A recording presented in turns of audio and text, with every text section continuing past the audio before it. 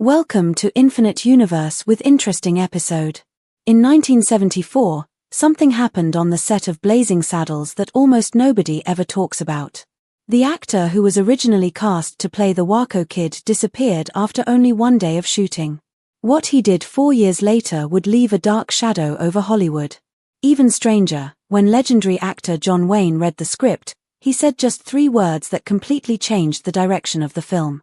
The original title of Blazing Saddles had a connection to Malcolm X, but Warner Brothers erased that part from history.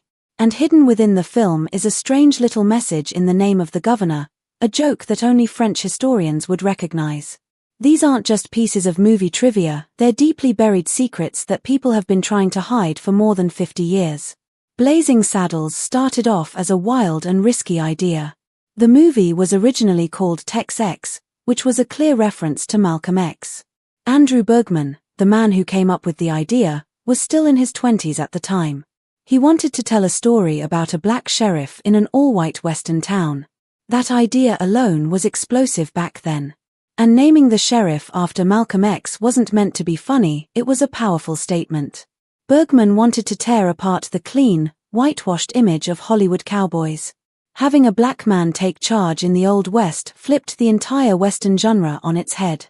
Even more surprising was that a big movie studio actually took the script seriously. In the early 1970s, very few movies dealt with race in such a direct way, especially not comedies. The name Tex-X was eventually dropped, but that fiery energy stayed in the final version of Blazing Saddles. Before Mel Brooks came into the picture, the movie almost went in a completely different direction. Alan Arkin was originally set to direct, and the actor chosen to play the sheriff was James Earl Jones years before he would become famous as the voice of Darth Vader. Jones had a powerful presence and deep voice, but he didn't have a background in comedy. Still, he was a strong and respected choice. But the project started falling apart. There were creative arguments, nervous studio executives, and fears that the script was just too dangerous. It was too bold, too sharp, and made too many people uncomfortable. So the project was shelved. When Mel Brooks came on board, everything changed. He didn't tone it down, he turned it up. Without that earlier failure, Blazing Saddles as we know it never would have existed.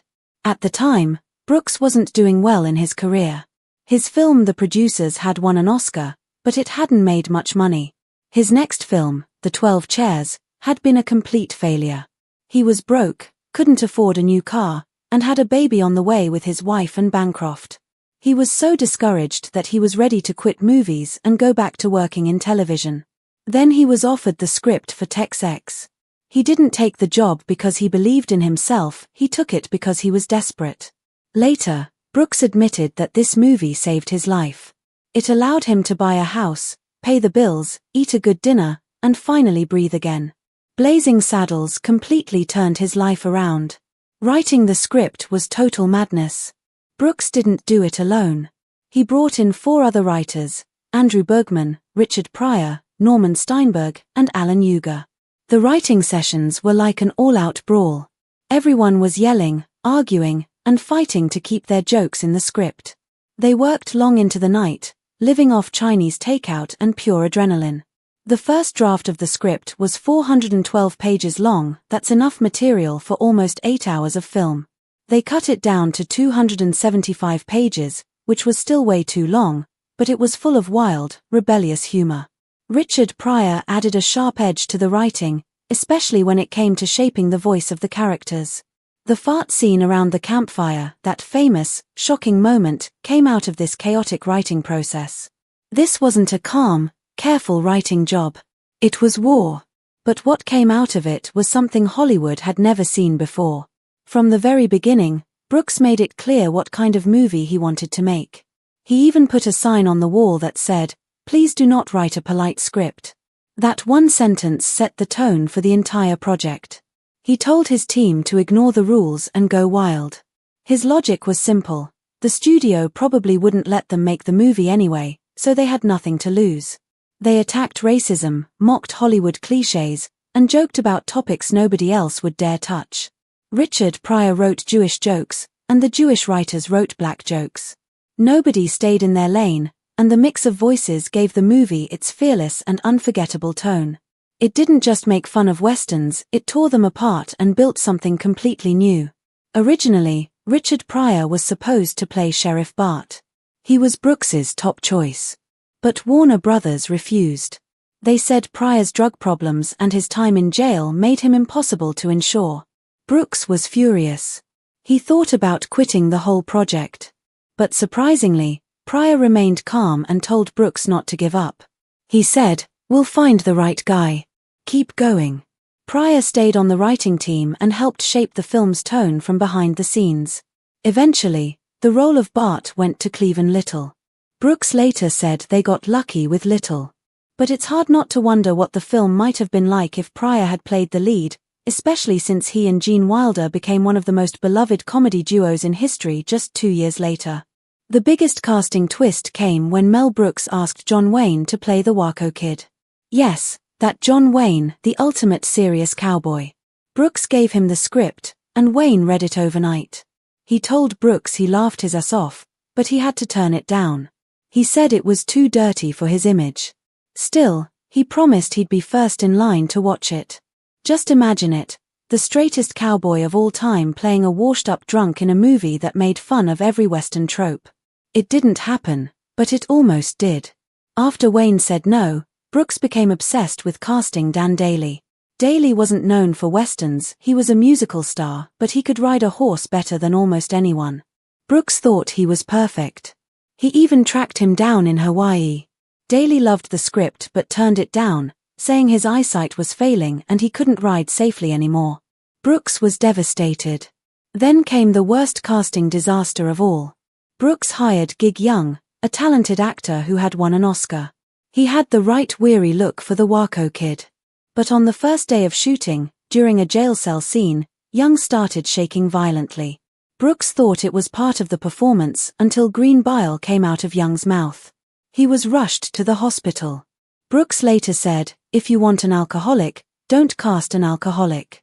Young never came back and later sued Warner Brothers. The film had lost its Waco Kid again. That's when Gene Wilder came in. Brooks hadn't even considered Wilder for the role. He thought he was too young and too fresh-faced. He had offered Wilder a villain role earlier, but Wilder turned it down. Now desperate, Brooks called him in tears. Wilder had just finished working with Brooks on The Producers. He got on a plane and flew straight to Los Angeles. When he tried on the costume for the Waco Kid, it fit perfectly. That Monday, he was already on set. His quiet charm and unusual timing turned the character into something unforgettable. And his chemistry with Cleavon Little became the emotional heart of the movie. Out of all the chaos, that last-minute casting decision saved the entire film. When Brooks showed the first screening of Blazing Saddles to the top Warner Brothers executives, it was a complete disaster. The room was silent. Not one executive laughed. The movie had fart jokes, a scene where a man punches a horse, and characters using the N-word without hesitation. Instead of laughter, there was discomfort, then anger. The studio's head of domestic distribution, Leo Greenfield, said they should bury the film and take the financial loss. Others agreed.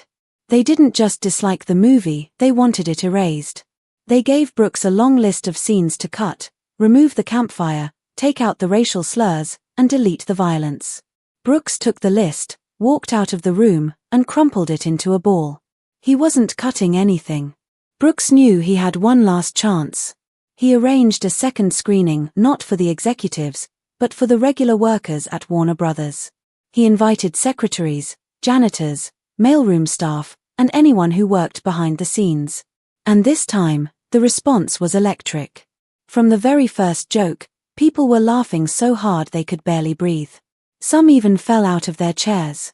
Norman Steinberg, one of the co-writers, said people were literally rolling on the floor laughing. Brooks turned to him and said, "This is our film." That night, the executives saw something they couldn't ignore. Real people, normal audiences, loved it. And that's what saved the film from being shut down completely. Even after that wild reaction, the studio was still scared. They didn't want to release the film nationwide. So they played it safe. Blazing Saddles would open in just 3 cities, New York, Los Angeles, and Chicago. No big advertising. No critic previews. No media buzz. Just cold releases to test the waters.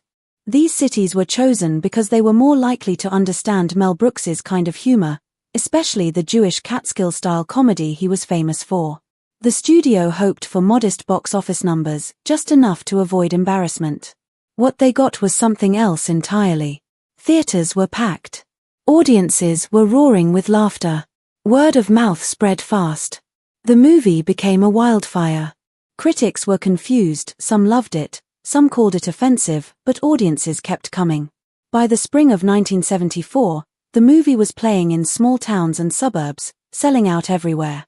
People didn't just watch Blazing Saddles. They memorized it, quoted it, argued about it, and came back to see it again. Even the critics who hated the film had to admit that the crowds were going wild. Blazing Saddles had broken every rule and smashed through every barrier. Then came the money. The film was made on a small budget of just $2.6 million. But by the time it finished its theatrical run, it had earned over $119 million in North America alone. That made it the #1 movie of 1974.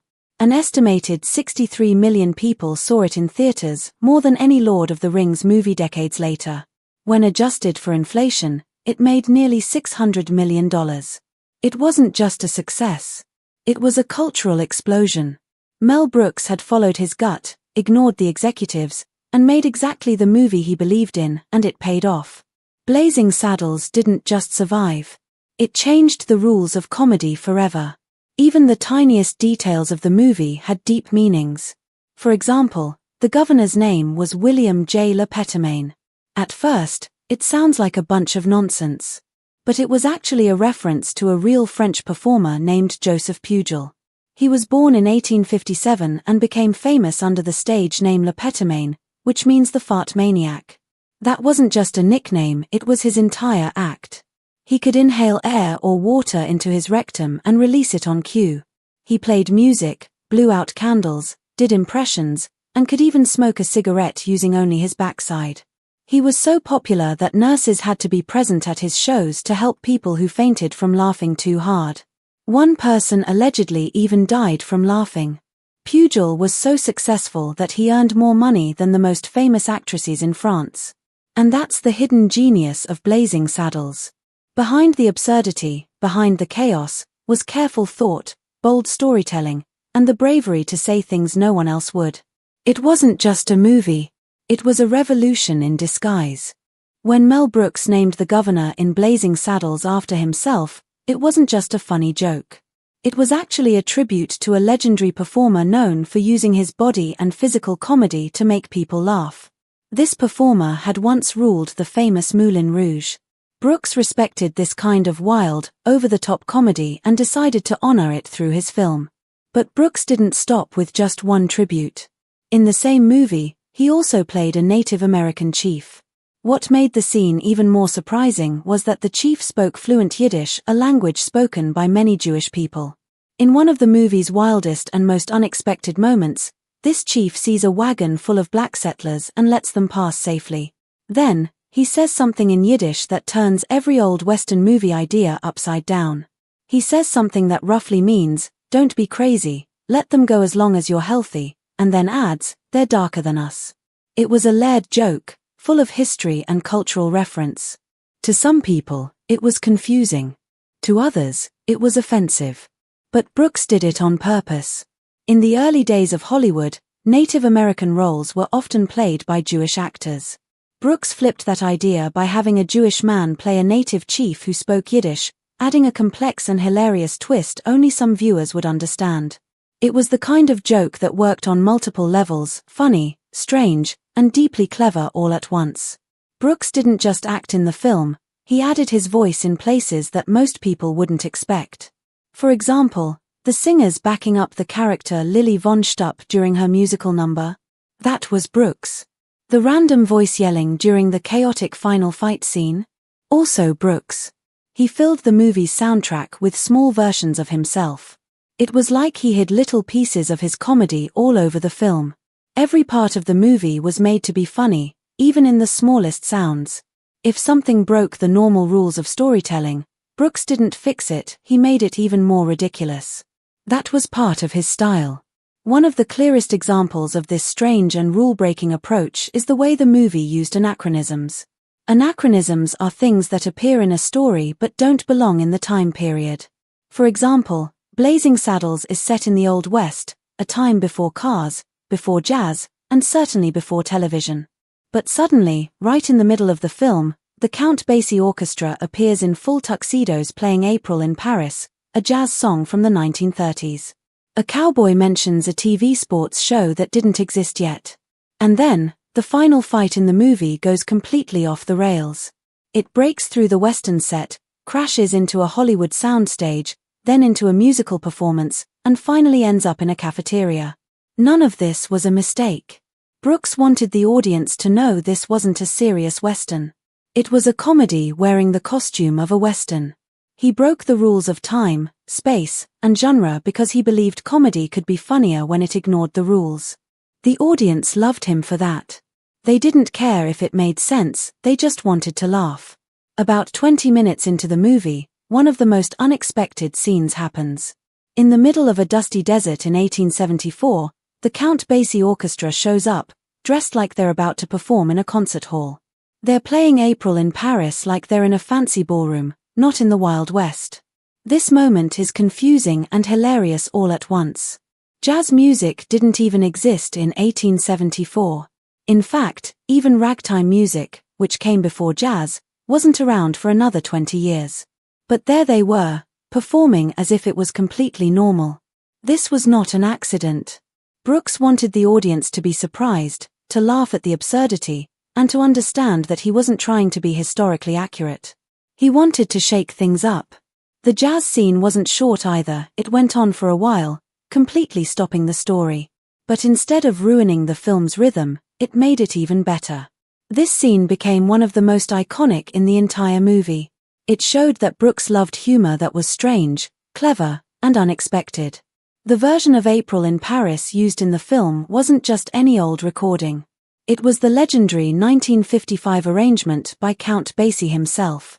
This version was famous for its bold brass instruments, smooth swing style, and Basie's unique piano playing. He had recorded it in 1955, and it became a key part of his live shows. One of his most famous performances of that song was at the 1956 Newport Jazz Festival, a big moment in jazz history. By using this exact version in the movie, Brooks added another layer of meaning. He wasn't just throwing in some music, he was honoring real jazz history in the middle of a wild comedy. What made the scene even stranger was that Count Basie didn't play a fictional character. He played himself. A real, world-famous jazz musician appeared in a fake Western set in the 1800s.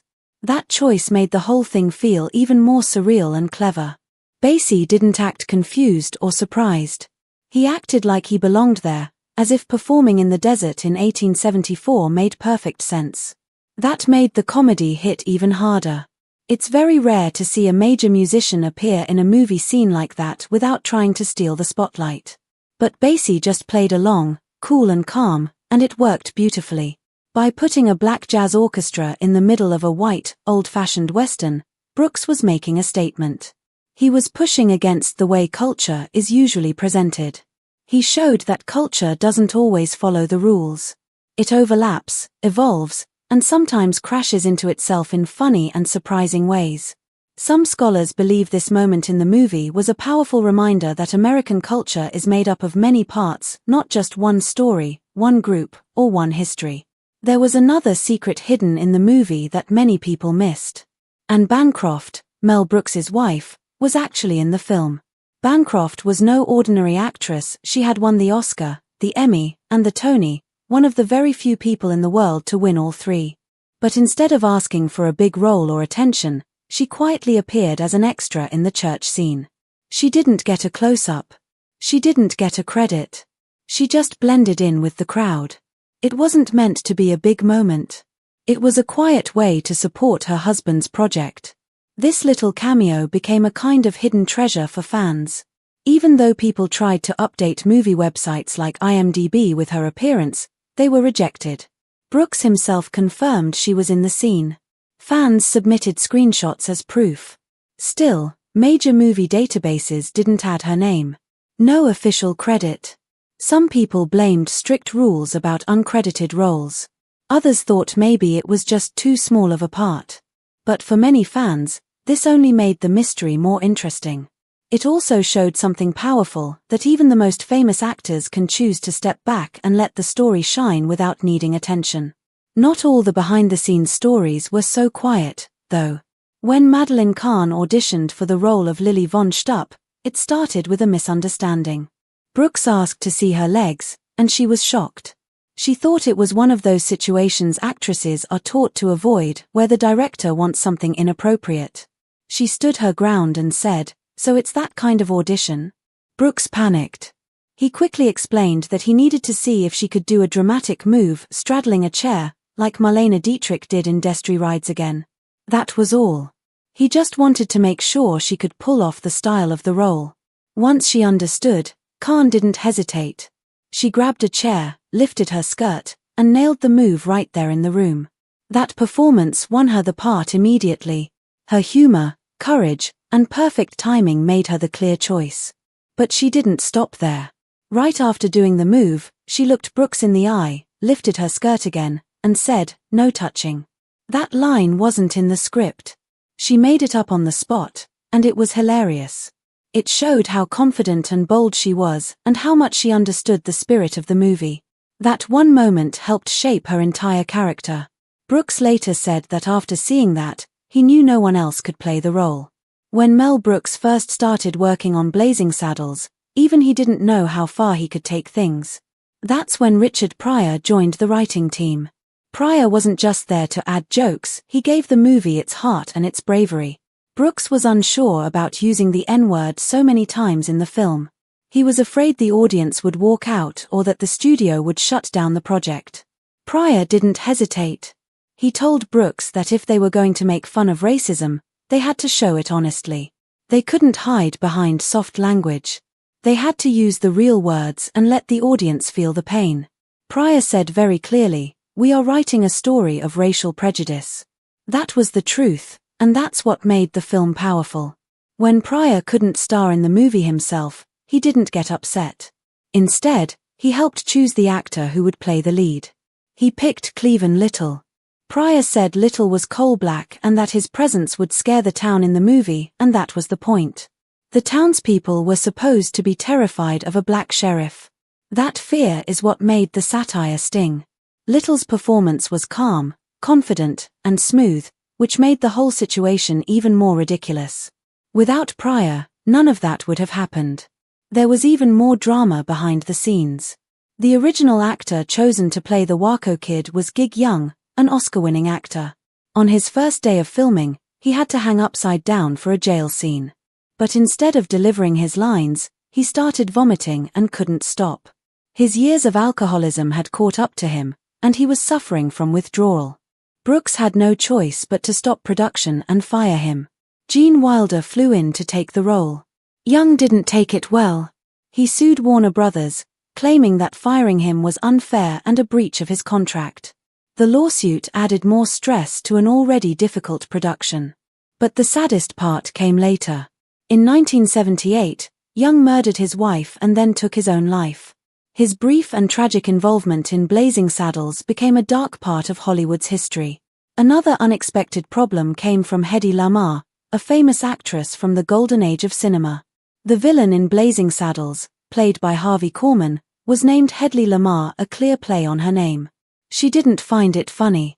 In fact, she sued Mel Brooks and Warner Brothers for $10 million, saying they used her name without permission. The film even made a joke about this, with a character saying, "This is 1874, you'll be able to sue her." But Lamarr wasn't laughing. Brooks admired her and didn't want a long legal fight. He told his lawyers to pay her whatever she needed. The exact amount is still unknown. Despite all the problems and controversies, the movie made history. In the year 2000, the American Film Institute released a list of the 100 funniest movies of all time. Blazing Saddles ranked number 6. It beat out many other classics like Airplane, And MASH. Then in 2006, the Library of Congress added it to the National Film Registry, where culturally important movies are preserved forever. It joined legendary films like Rocky and Fargo, proving that it wasn't just outrageous, it was meaningful. The film mocked racism, made fun of old westerns, and said things nobody else was saying. And people are still talking about it today. In 2024, HBO Max added a special 3-minute warning before the movie. The warning, narrated by film scholar Jacqueline Stewart, explained that the film used racist slurs and stereotypes, but to mock racism, not support it. Some people appreciated the explanation. Others thought it was unnecessary. Only 2 films on the whole platform had this kind of warning, Blazing Saddles and Gone with the Wind. That says everything about how powerful and controversial it still is. Mel Brooks saw this coming. In a 2017 interview, he said, "Political correctness is the death of comedy." He didn't mean that mean-spirited jokes were okay. He meant that real comedy sometimes has to take risks. It has to go to places that are uncomfortable. That's how it breaks down hate and fear. Brooks believed that laughter could do something no speech or argument could ever do. It could disarm hate and make people think, even while they're laughing. Thanks for watching. Keep it and stay tuned. Like and subscribe our channel. Have a good day.